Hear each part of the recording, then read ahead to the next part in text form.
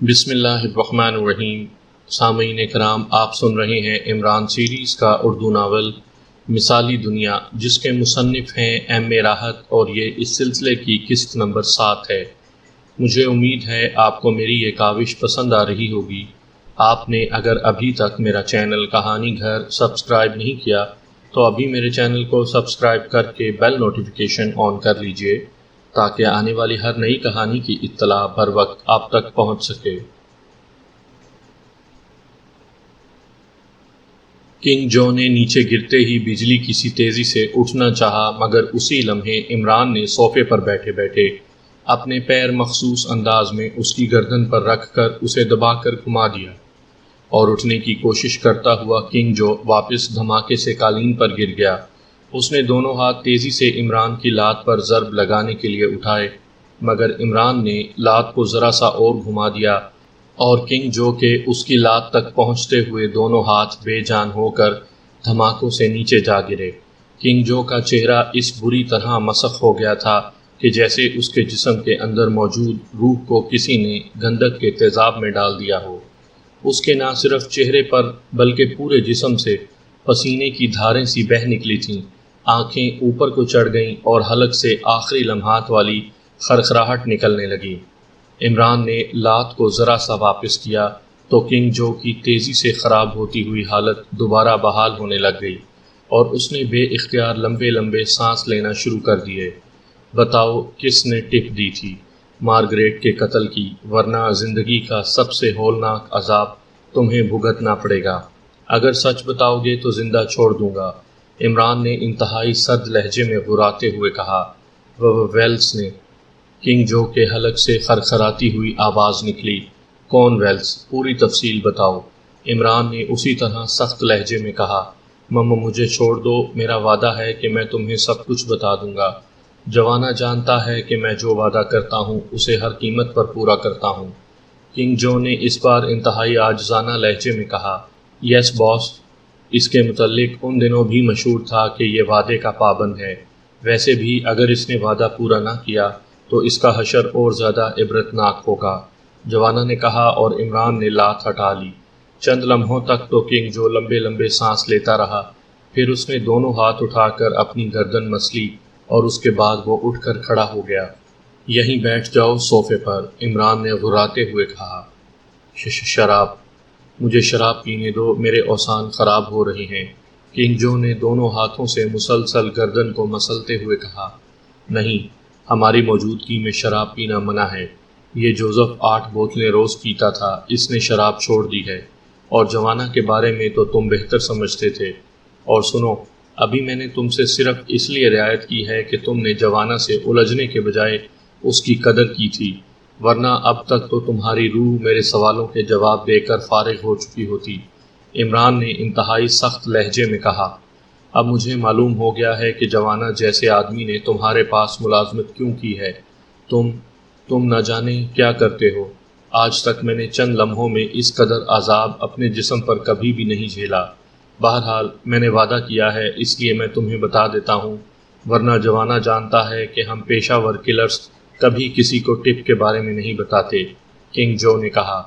زیادہ تقریر کرنے کی ضرورت نہیں ہے کنگ جو، ہمارے پاس اتنا وقت نہیں ہے کہ ہم تمہاری تقریریں سنیں، مطلب کی بات کرو، عمران نے اور زیادہ سخت لہجے میں کہا۔ یہاں ولنگٹن میں ایک سپر چیول ڈاکٹر کا کلینک ہے، اس کا نام ڈاکٹر رونالڈ ہے۔ وہ بھاری فیس لے کر لوگوں کو سکون دلانے کا دھندا کرتا ہے، لیکن اس کا یہ دھندا ظاہری ہے، اصل میں وہ آرتھر کے ساتھ مل کر اسلحے کی بین الاقوامی سمگلنگ کرتا ہے۔ سپر چیول ڈاکٹر ہونے کی وجہ سے اس کے تعلقات اعلیٰ حکام سے ہیں، اس لیے اس کا دھندا عروج پر ہے۔ اس کی تنظیم کا نام ریڈ فاکس ہے۔ ویلس اس کے کلینک کا انچارج ہے، اور ڈاکٹر رونالڈ کے لیے ایسے کام وہی کرتا ہے۔ اسی نے مجھے کہا تھا، اور میری پیمنٹ بھی اسی نے کی تھی، کنگ جو نے جلدی سے بات کرتے ہوئے کہا۔ اس کلینک کا پتہ اور اس ڈاکٹر کی رہائش گاہ کا پتہ، سب کچھ تفصیل سے بتا دو، عمران نے اسی طرح سخت لہجے میں بات کرتے ہوئے کہا۔ کلینک کا پتہ تو بتا سکتا ہوں، لیکن ڈاکٹر رونالڈ کی رہائش گاہ کا مجھے علم نہیں ہے، وہ ویلس جانتا ہوگا۔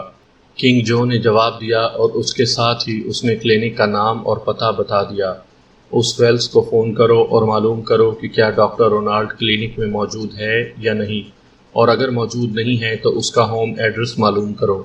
عمران نے کہا اور کنگ جو خاموشی سے اٹھا اور میز پر رکھے ہوئے فون کی طرف بڑھ گیا۔ اس نے ریسیور اٹھا لیا۔ ڈاکٹر رونالڈ کے کلینک میں ویلز سے بات کراؤ، کنگ جو نے تحکمانہ لہجے میں کہا اور ریسیور رکھ دیا۔ تم لوگ مارگریٹ کے لیے کیوں انکوائری کر رہے ہو؟ کنگ جو نے ہونٹ چباتے ہوئے کہا۔ مارگریٹ نے پاکیشیا میں ایک آدمی کو قتل کر کے اس سے ایک خفیہ دستاویز اڑائی تھی جس کا تعلق روحانیت سے تھا، اور ہماری پارٹی وہ دستاویز واپس حاصل کرنا چاہتی ہے، اس لیے ہم یہاں آئے تھے۔ لیکن یہاں آ کر معلوم ہوا کہ مارگریٹ کو تمہارے آدمی نے ہلاک کر دیا ہے، اس لیے ہم تمہارے پاس آئے ہیں۔ عمران نے اس بار قدرے نرم لہجے میں کہا۔ او اب میں سمجھ گیا، تو آپ کا تعلق بھی پیشہ ور قاتلوں کی کسی تنظیم سے ہے، اسی لیے جوانہ آپ کی ملازمت میں ہے۔ کنگ جو نے ایک طویل سانس لیتے ہوئے کہا اور اس کے چہرے پر گہرے اطمینان کے تاثرات ابھر آئے تھے، لیکن اس سے پہلے کہ عمران اس کی بات کا کوئی جواب دیتا، ٹیلی فون کی گھنٹی بج اٹھی اور کنگ جو نے مڑ کر ریسیور اٹھا لیا۔ ویلز سے بات کریں باس۔ دوسری طرف سے ایک آواز سنائی دی اور عمران بھی اٹھ کر کنگ جو کے قریب پہنچ گیا، اور کنگ جو نے لاؤڈر کا بٹن آن کر دیا۔ ہیلو، ویلز بول رہا ہوں کنگ جو، ایک آواز سنائی دی اور اب اس کی آواز پورے کمرے میں سنائی دے رہی تھی۔ ویلز، ڈاکٹر رونالڈ موجود ہیں کلینک میں؟ کنگ جو نے سخت لہجے میں کہا۔ ڈاکٹر صاحب تو کئی روز سے ملک سے باہر گئے ہوئے ہیں، کیوں خیریت ہے؟ ویلز نے حیرت بھرے لہجے میں پوچھا۔ ڈاکٹر رونالڈ کی رہائش گاہ کہاں ہے؟ کنگ جو نے عمران کے اشارے پر پوچھا۔ مجھے نہیں معلوم، کیونکہ انہوں نے آج تک بتایا ہی نہیں، اور پوچھنے کی مجھ میں جرت نہیں۔ تم تو جانتے ہی ہو کہ جب تک کوئی بات ڈاکٹر خود نہ بتائے، اس سے پوچھا جائے تو وہ سخت سزا دیتا ہے، ویلز نے جواب دیا۔ لیکن مجھے اس کی رہائش گاہ کا پتہ چاہیے، اور ابھی، کنگ جو نے سخت لہجے میں کہا۔ آرتھر کو یقیناً معلوم ہوگا، تمہیں معلوم تو ہے کہ آرتھر ڈاکٹر کا پارٹنر ہے۔ اس کے ہیڈ کوارٹر کا فون نمبر میں بتا دیتا ہوں، تم خود اس سے بات کر لو، ویلز نے گھبرائے ہوئے لہجے میں کہا، اور اس کے ساتھ ہی اس نے فون نمبر بھی بتا دیا۔ اوکے، کنگ جو نے کہا اور ریسیور رکھ دیا۔ کیا اب اس آرتھر سے بات کرنی ہے؟ کنگ جو نے پوچھا۔ نہیں، ہم نے صرف ڈاکٹر رونالڈ سے ہی بات کرنی ہے۔ اگر وہ باہر گیا ہوا ہے تو ہم اس کا انتظار کر لیں گے۔ اور سنو، تم نے چونکہ وعدہ پورا کیا ہے اور مجھے ذاتی طور پر ایسے لوگ پسند ہیں، اس لیے میں تمہیں زندہ چھوڑ کر جا رہا ہوں۔ لیکن اگر تم نے ہمارے جانے کے بعد ہمارے متعلق اس ویلز یا آرتھر سے کوئی بات کی، تو پھر یاد رکھنا کہ تم چاہے پاتال میں کیوں نہ گھس جاؤ، ہم سے نہ بچ سکو گے۔ عمران نے انتہائی سخت لہجے میں کہا۔ تم فکر نہ کرو، میں کسی کو کچھ نہ بتاؤں گا، میرا وعدہ، کنگ جو نے کہا، اور عمران تیزی سے آگے بڑھا اور دروازے کی طرف مڑ گیا۔ اپنے وعدے کا پاس رکھنا کنگ جو، اسی میں تمہاری بہتری ہے، جوانہ نے مڑتے ہوئے کنگ جو سے کہا، اور کنگ جو نے اس بات میں سر ہلا دیا۔ تھوڑی دیر بعد وہ ایک بار پھر ٹیکسی میں بیٹھے ڈاکٹر رونالڈ کے کلینک کی طرف بڑھے چلے جا رہے تھے۔ باس، کیا آپ کا خیال ہے کہ ڈاکٹر رونالڈ کلینک میں چھپا ہوا ہے اور ویلز نے جھوٹ بولا ہے؟ ٹائیگر نے عمران سے مخاطب ہو کر پوچھا۔ نہیں، بلکہ میں اس ویلز سے کنفرم کرنا چاہتا ہوں کہ کیا اس ڈاکٹر نے مارگریٹ کا قتل اس ڈائری کی وجہ سے کروایا ہے، یا اس کے پس منظر میں کوئی اور بات ہے؟ عمران نے جواب دیا اور ٹائیگر نے اس بات میں سر ہلا دیا۔ چونکہ وہ دونوں پاکیشیائی زبان میں بات کر رہے تھے، اس لیے ٹیکسی ڈرائیور ظاہر ہے ان کی بات کا مطلب نہ سمجھ سکتا تھا۔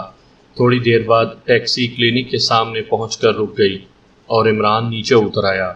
ٹائیگر نے میٹر دیکھ کر ٹیکسی ڈرائیور کو کرایہ دیا اور پھر وہ ایک دوسرے کے پیچھے چلتے ہوئے کلینک میں داخل ہو گئے۔ مین گیٹ کے قریب ہی استقبالیہ تھا جس پر ایک نوجوان ایکریمین لڑکی بیٹھی ہوئی تھی۔ ڈاکٹر رونالڈ سے ملنا ہے، عمران نے اس لڑکی سے مخاطب ہو کر کہا۔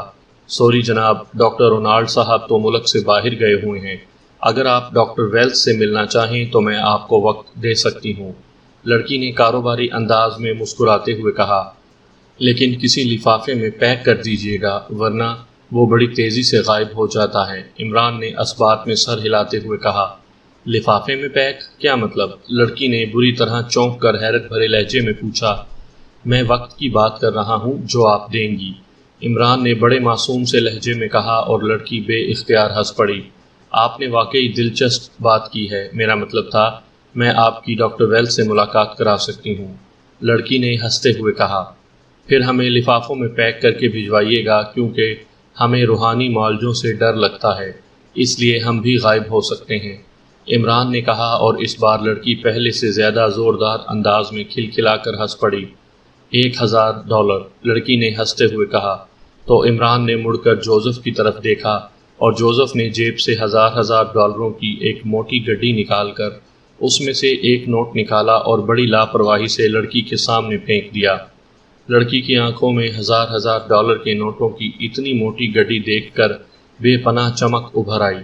اگر آپ چاہیں تو میں ذاتی طور پر بھی آپ کو وقت دے سکتی ہوں، آپ دلچسپ آدمی ہیں، اس لیے آپ سے صرف $10,000 لوں گی۔ لڑکی نے نوٹ اٹھا کر اسے کیش باکس میں ڈالتے ہوئے انتہائی لاڈ بھرے مگر بے باک لہجے میں کہا، واپسی پر بات ہوگی، عمران نے مسکراتے ہوئے کہا، اور لڑکی نے اس بات میں سر ہلایا اور پھر تیزی سے انٹر کام کا ریسیور اٹھایا اور ایک نمبر پریس کر دیا۔ ڈاکٹر، 2 ایشیائی اور 2 ایکریمین آپ سے ملنے آ رہے ہیں، فیس انہوں نے ادا کر دی ہے، لڑکی نے کہا، اور پھر دوسری طرف سے کچھ سن کر اس نے اوکے کہہ کر ریسیور رکھ دیا۔ دائیں طرف راہداری کے آخر میں ڈاکٹر صاحب کا دفتر ہے، لڑکی نے مسکراتے ہوئے کہا، اور عمران سر ہلاتا ہوا آگے بڑھ گیا۔ ٹائیگر، جوزف اور جوانا اس کے پیچھے تھے۔ چند لمحوں بعد وہ سب ڈاکٹر ویلز کے خاصے خوبصورت انداز میں سجے ہوئے کمرے میں داخل ہو گئے۔ ویلز نوجوان آدمی تھا، اس کے چہرے پر ایسی کوئی بات نہیں تھی کہ عمران سمجھتا کہ وہ کوئی روحانی معالج بھی ہو سکتا ہے۔ شکل و صورت سے وہ غنڈہ اور بدماش نظر آ رہا تھا، البتہ اس کے جسم پر قیمتی لباس اور ڈاکٹروں جیسا سفید اوور آل موجود تھا۔ تشریف لائیے، میں ڈاکٹر ویلز ہوں، ویلز نے آگے بڑھ کر باقاعدہ ان کا استقبال کرتے ہوئے کہا۔ میرا نام علی عمران ہے اور یہ میرے ساتھی ہیں، عمران نے قدرے سخت لہجے میں کہا، اور ڈاکٹر ویلز سر ہلاتا ہوا واپس مڑا اور میز کے پیچھے بیٹھ گیا۔ فرمائیے، آپ کس مسئلے پر بات کرنا چاہتے ہیں؟ ڈاکٹر ویلز نے کرسی پر بیٹھ کر بڑے نرم سے لہجے میں کہا۔ مارگریٹ کے مسئلے پر، عمران نے مختصر سا جواب دیا۔ مارگریٹ؟ کون مارگریٹ؟ میں سمجھا نہیں، ویلز نے چونک کر کہا۔ وہی مارگریٹ جسے تمہاری ٹپ پر کنگ جو کے آدمی نے لارین کلب میں گولی ماری تھی، عمران نے اسپاٹ لہجے میں جواب دیتے ہوئے کہا۔ کیا کہہ رہے ہو؟ میں کسی مارگریٹ کو نہیں جانتا، ڈاکٹر ویلز نے یکلخت اچھل کر کھڑے ہوتے ہوئے کہا۔ مجھے معلوم ہے کہ تم نے ڈاکٹر رونالڈ کے حکم پر ایسا کیا ہوگا، لیکن اب چونکہ ڈاکٹر رونالڈ ملک سے باہر گیا ہوا ہے اور ہم نے $1000 فیس بھی ادا کر دی ہے، اس لیے اب تم ہمیں بتاؤ گے کہ ڈاکٹر رونالڈ نے کس چیز کو ہضم کرنے کی غرض سے مارگریٹ کو ہلاک کرایا تھا، عمران نے اسی طرح اسپاٹ لہجے میں کہا۔ تم جا سکتے ہو، میں کچھ نہیں جانتا، اور نہ میں نے کسی مارگریٹ کو ہلاک کروایا ہے، ڈاکٹر ویلز نے جلدی سے میز کی دراز سے ریوالور نکالتے ہوئے چیخ کر کہا، مگر دوسرے لمحے ایک دھماکے کے ساتھ ہی اس کی حلق سے چیخ نکلی اور وہ وہیں اپنا ہاتھ پکڑ کر چیخنے لگا، جس کی کئی انگلیاں کٹ گئی تھیں اور اس میں سے خون نکل رہا تھا۔ یہ فائر جوزف کی طرف سے ہوا تھا، اور اس سے ویلز کے ہاتھ میں پکڑا ہوا ریوالور اڑ کر دور جا گرا تھا۔ اسی لمحے جوانا نے آگے بڑھ کر ویلز کی گردن پکڑی اور اسے اس طرح اٹھا کر فرش پر پٹک دیا جیسے دھوبی کپڑے کو پتھر پر مارتے ہیں، اور کمرہ ویلز کی چیخوں سے گونج اٹھا۔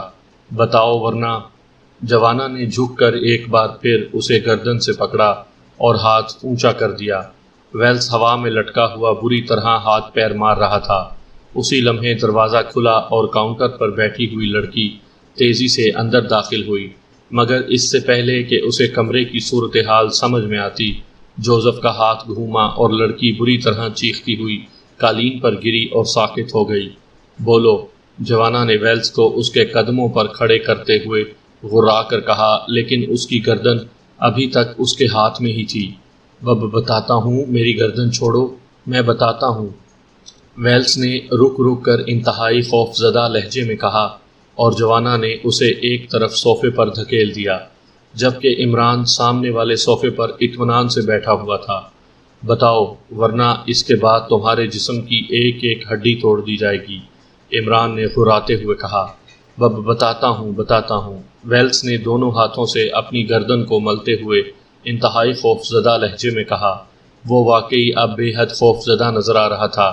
زیادہ وقت نہیں ہے ہمارے پاس، عمران نے غراتے ہوئے کہا۔ مارگریٹ اور اینتھنی نے ڈاکٹر رونالڈ سے وقت لیا، فیس ادا کی اور پھر ڈاکٹر رونالڈ سے وہ دونوں ملے۔ وہ ڈاکٹر رونالڈ سے بالا کائناتی دنیا کے بارے میں معلومات حاصل کرنا چاہتے تھے۔ پھر اس مارگریٹ نے اپنے پرس سے سرخ رنگ کی ایک ڈائری نکال کر ڈاکٹر رونالڈ کو دی اور اس سے کہا کہ یہ ڈائری اس نے پاکیشیا کے ایک پروفیسر نورس سے حاصل کی ہے۔ ڈاکٹر رونالڈ نے ڈائری پڑھی اور پھر اس پر مزید غور کرنے کے لیے ان سے 1 گھنٹے کی مہلت مانگی، تو وہ دونوں 1 گھنٹے بعد واپس آنے کا کہہ کر چلے گئے۔ تو ڈاکٹر رونالڈ نے مجھے بلایا اور کہا کہ اس ڈائری میں ایسا راز بند ہے کہ اس کی مدد سے ہم سب دنیا کے امیر ترین آدمی بن سکتے ہیں، اس لیے میں مارگریٹ اور اس کے ساتھی کو فوراً ہلاک کرا دوں تاکہ وہ ڈائری واپس لینے نہ آئیں۔ میں پہلے بھی ڈاکٹر رونالڈ کے کہنے پر ایسے کام کرتا رہتا تھا، اس لیے میں نے کنگ جو سے بات کی اور کنگ جو نے مارگریٹ اور اس کے ساتھی کو ٹریس کر لیا۔ وہ لارین کلب میں موجود تھے۔ کنگ جو نے اپنا خاص آدمی وہاں بھیجا اور اس نے انہیں کلب میں ہی گولی مار دی۔ میں نے اسے اس کی مطلوبہ فیس ادا کر دی اور ڈاکٹر رونالڈ کے کہنے پر کلینک کا وہ ریکارڈ ضائع کرا دیا جس پر ان کی کلینک میں آنے کی انٹری موجود تھی۔ پھر ڈاکٹر رونالڈ یہاں سے چلا گیا۔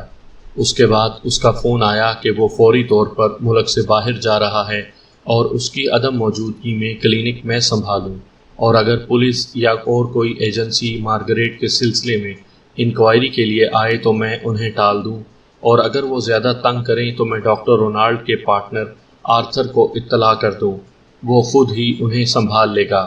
ویلس نے تفصیل بتاتے ہوئے کہا۔ کون سے ملک گیا ہے ڈاکٹر؟ ظاہر ہے اس کا کوئی پروگرام تو پہلے سے ہوگا، عمران نے پوچھا۔ نہیں، کوئی پروگرام نہیں تھا، بس اچانک اس نے فون کر کے کہا کہ وہ غیر ملک جا رہا ہے، اور ڈاکٹر سے میں پوچھ نہ سکتا تھا کیونکہ اس کی عادت ہے کہ وہ جو کچھ چاہے خود بتا دیتا ہے، سوال پسند نہیں کرتا، ویلس نے جواب دیا۔ اس آرتھر سے کہاں ملاقات ہو سکتی ہے؟ عمران نے پوچھا۔ وہ اپنے ساتھیوں کے ساتھ لارڈز کالونی کی کوٹھی نمبر 12 میں رہتا ہے، ویلس نے جواب دیا۔ وہاں فون کرو اور اس سے کہو کہ پولیس کلینک میں آئی تھی اور تنگ کر رہی ہے، عمران نے کہا، اور ویلس سر ہلاتے ہوئے صوفے سے اٹھا اور میز کی طرف بڑھ گیا۔ اس نے میز پر رکھے ہوئے فون کا ریسیور اٹھایا اور تیزی سے نمبر ڈائل کرنے شروع کر دیے۔ عمران اس کے قریب جا کر کھڑا ہو گیا کیونکہ اس فون میں لاؤڈر لگا ہوا نظر نہیں آ رہا تھا۔ یس، دوسری طرف سے ہلکی سی آواز سنائی دی۔ میں کلینک سے ویلس بول رہا ہوں، باس آرتھر سے بات کرائیں، ویلس نے کہا۔ ہولڈ کریں، دوسری طرف سے کہا گیا۔ ہیلو، آرتھر بول رہا ہوں۔ چند لمحوں بعد ریسیور سے ایک سخت سی آواز ابھری۔ باس، تھوڑی دیر پہلے چند افراد آئے تھے، وہ کہہ رہے تھے کہ ان کا تعلق ہوم ڈپارٹمنٹ سے ہے اور انہیں ایسے شواہد ملے ہیں کہ مارگریٹ کے قتل میں ڈاکٹر رونالڈ کا ہاتھ ہے۔ وہ ڈاکٹر رونالڈ کے متعلق پوچھ رہے تھے۔ میں نے انہیں بہت قائل کرنے کی کوشش کی ہے کہ ہم تو کسی مارگریٹ کو جانتے تک نہیں، مگر وہ ڈاکٹر رونالڈ سے ملنے پر اصرار کر رہے تھے۔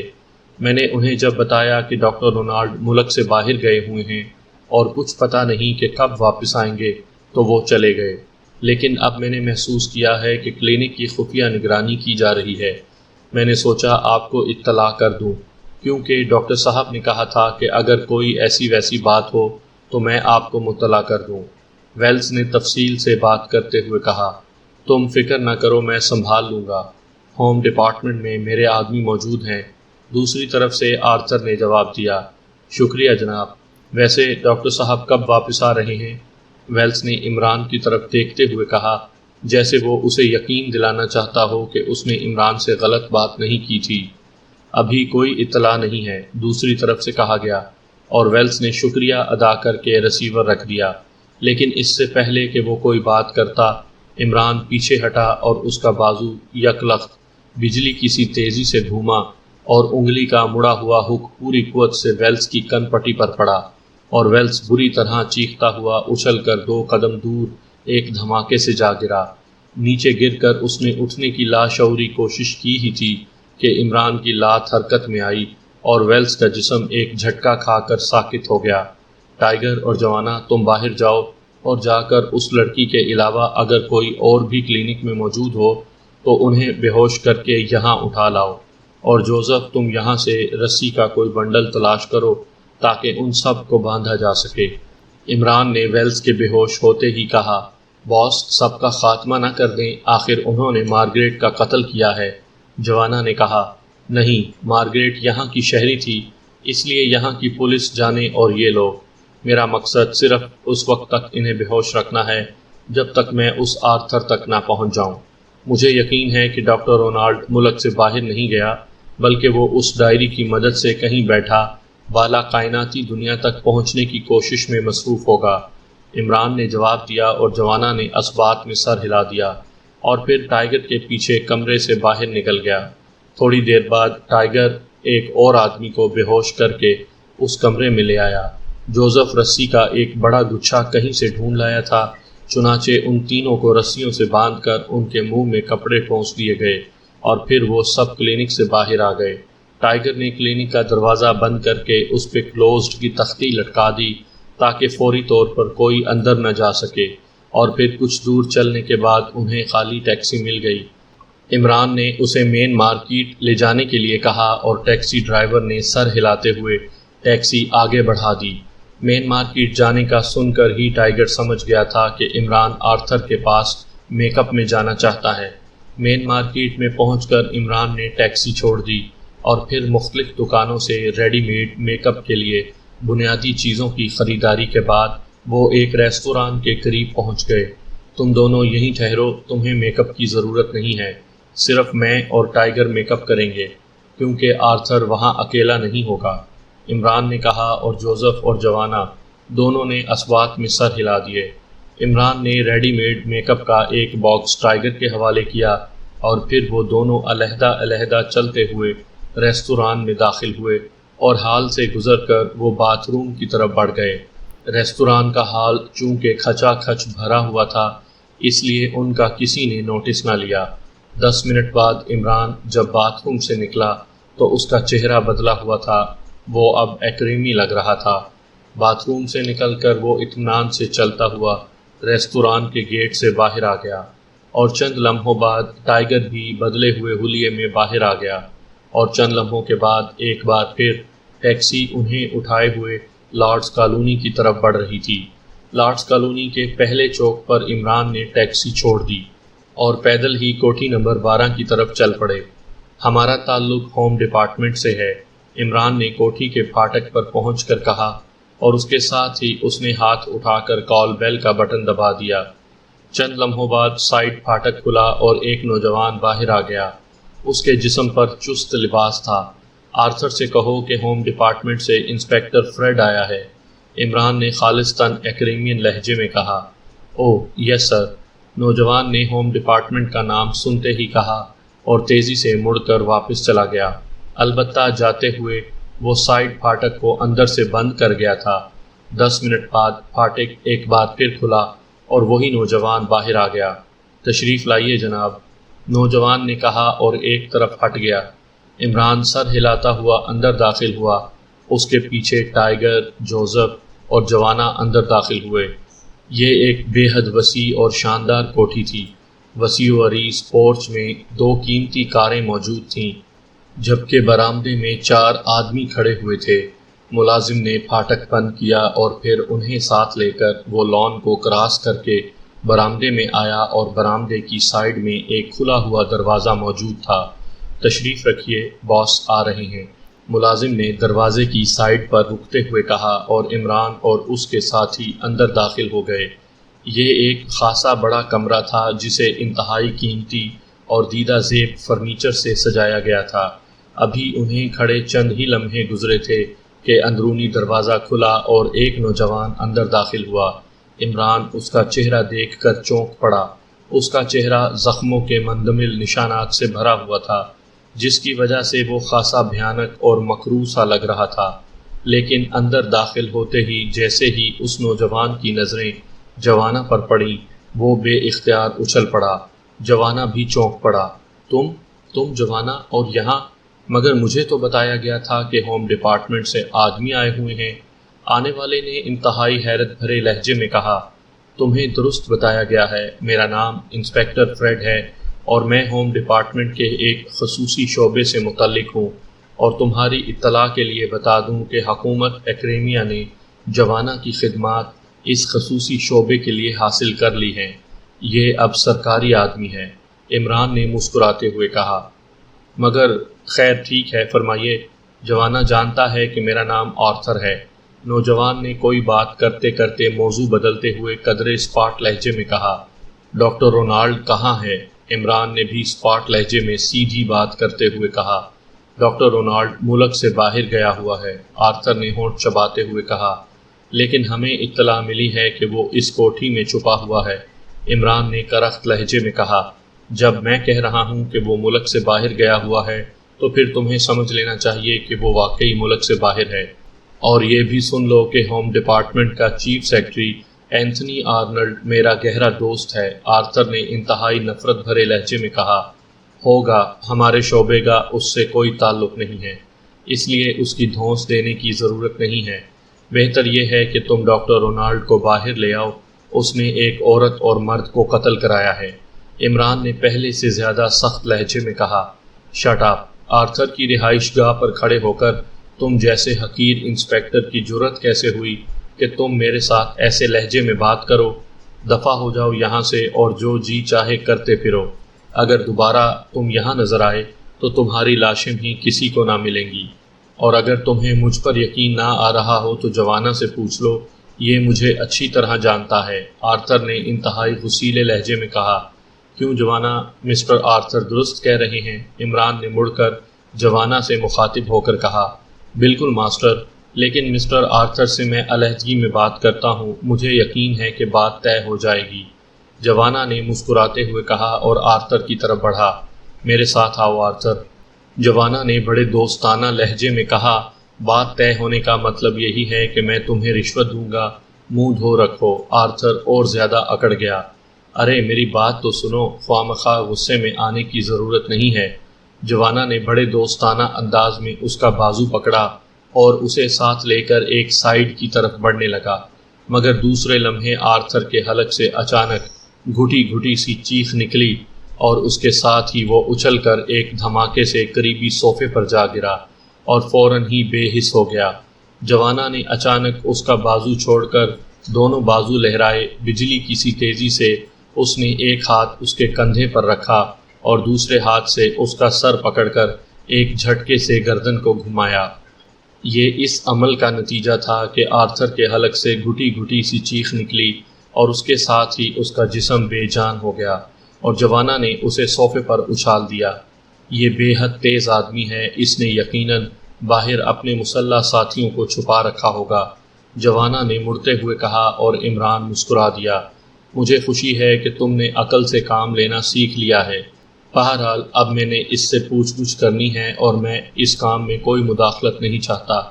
عمران نے مسکراتے ہوئے کہا اور اس کی بات سنتے ہی جوزف، جوانہ اور ٹائیگر تینوں سر ہلاتے ہوئے تیزی سے بیرونی دروازے کی طرف بڑھ گئے، جبکہ عمران نے آگے بڑھ کر اس اندرونی دروازے کو بند کر دیا جس سے آرتھر ڈرائنگ روم میں داخل ہوا تھا۔ اسی لمحے باہر سے فائرنگ اور چیخوں کی آوازیں سنائی دیں اور عمران نے اس طرح سر ہلایا جیسے یہ آوازیں اس کی مرضی کے مطابق سنائی دے رہی ہوں۔ دروازہ بند کر کے وہ مڑا اور پھر اس نے آرتھر کے لباس کی تلاشی لینی شروع کر دی۔ دوسرے لمحے آرتھر کی جیب سے اس نے آٹومیٹک پسٹل نکال لیا جس کا میگزین فل تھا۔ اس نے مشین پسٹل جیب میں ڈالا، اس کے ساتھ ہی اس نے ایک ہاتھ آرتھر کے منہ پر اور دوسرا ناک پر رکھ کر آہستہ سے دبایا۔ چند لمحوں بعد ہی آرتھر کے جسم میں حرکت کے آثار نمودار ہونے لگے تو عمران پیچھے ہٹ گیا۔ آرتھر کے جسم میں حرکت کے آثار تیزی سے واضح ہونے لگے اور پھر اس کی آنکھیں ایک جھٹکے سے کھلیں اور اس کے ساتھ ہی اس کے حلق سے بے اختیار کراہ نکل گئی اور پھر وہ ایک جھٹکے سے اٹھ کر بیٹھ گیا۔ اس کے چہرے پر تکلیف کے ساتھ ساتھ حیرت کے تاثرات بھی تھے۔ اس کے ساتھ ہی وہ لاشعوری طور پر دونوں ہاتھوں سے گردن کو بھی مسلے جا رہا تھا۔ عمران اب اطمینان سے اس کے سامنے کھڑا تھا۔ اس کا انداز ایسا تھا جیسے وہ آرتھر کے پوری طرح ہوش میں آنے کا منتظر ہو۔ وہ جوانہ کہاں ہے؟ اس نے میرے ساتھ دھوکہ کیا ہے، یکلخت آرتھر نے اچھل کر کھڑے ہوتے ہوئے کہا۔ وہ اب ذہنی اور جسمانی طور پر پوری طرح سنبھلا ہوا نظر آ رہا تھا۔ ابھی آ جاتا ہے اور پھر تمہیں جواب دے گا کہ دھوکہ اس نے دیا ہے یا تم نے۔ عمران نے مسکراتے ہوئے جواب دیا، مگر دوسرے لمحے آرتھر یکلخت بجلی کسی تیزی سے اچھلا اور اس نے واقعی انتہائی پھرتی سے عمران پر حملہ کیا تھا، مگر دوسرے لمحے وہ بری طرح چیختا ہوا فضا میں اس طرح اٹھتا چلا گیا جیسے کوئی بچہ گیند کو چھت کی طرف اچھالتا ہے۔